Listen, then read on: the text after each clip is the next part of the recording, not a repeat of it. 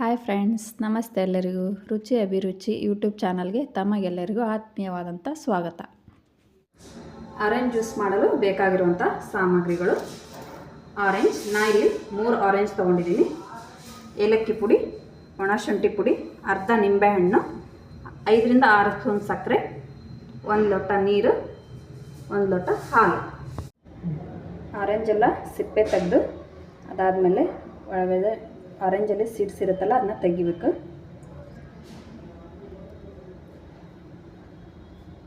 ನೋಡಿ, ಈ ಥರ ಓಪನ್ ಮಾಡಿದಾಗ ಅದರೊಳಗೆ ಸೀಡ್ಸ್ ಇರುತ್ತಲ್ಲ, ಇದನ್ನು ತೆಗೆದಾಕಿ. ಇಲ್ಲಾಂದರೆ ಜ್ಯೂಸು ಕೈ ಬರುತ್ತೆ, ಬಾಯಲ್ಲಿ ಸ್ವೀಟ್ ಇರಲ್ಲ, ಸ್ವಲ್ಪ ಅಂದರೆ ಟೇಸ್ಟ್ ಚೆನ್ನಾಗಿ ಬರಲ್ಲ. ಸೊ ಅದಕ್ಕೆ ನೀವೇನು ಮಾಡಿರಿ, ಒಳಗೆ ಹಿಂಗೆ ಸೀಡ್ಸ್ ಇರುತ್ತಲ್ಲ, ಇದನ್ನ ಹಿಂಗೆ ತೆಗ್ದಾಕಿ ಒಂದರಲ್ಲಿ 2 ಪೀಸ್ ಮಾಡ್ಕೊಳ್ರಿ. ಹಿಂಗೆ ಸಣ್ಣ ಪೀಸ್ ಮಾಡ್ಕೊಳ್ರಿ.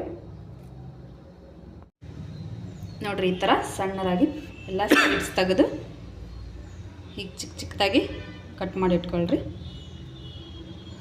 ಈಗ ಬನ್ನಿ ಜ್ಯೂಸರ್ಗೆ ಹಾಕಿ ರೆಡಿ ಮಾಡ್ಕೊಳ್ಳೋಣಂತೆ. ನೀವು ಜ್ಯೂಸರ್ ಇಲ್ಲಾಂದ್ರೂ ಮಿಕ್ಸಿಗಾದರೂ ಹಾಕ್ಕೋಬೋದು. ಈಗ ಕಟ್ ಮಾಡಿರೋ ಆರೆಂಜ್ನೆಲ್ಲ ಜ್ಯೂಸರ್ಗೆ ಹಾಕ್ತಾಯಿದ್ದೀನಿ.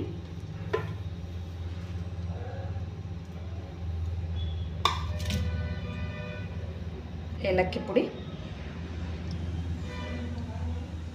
ಸ್ವಲ್ಪ ಒಣ ಶುಂಠಿ ಪುಡಿ, ಆಮೇಲೆ ನಿಂಬೆಹಣ್ಣು ಹಿಂಡ್ತಾ ಇದ್ದೀನಿ. ಒಳ್ಳೆ ಟೇಸ್ಟ್ ಕೊಡುತ್ತೆ. 5 ರಿಂದ 6 ಸ್ಪೂನ್ ಸಕ್ಕರೆ, ಆಮೇಲೆ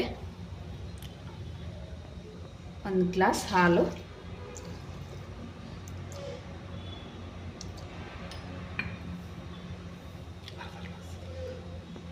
ಒಂದು ಗ್ಲಾಸ್ ನೀರು. ಇದನ್ನೀಗ ಮಿಕ್ಸಿಗೆ ಹಾಕೊಂಬರೋಣ.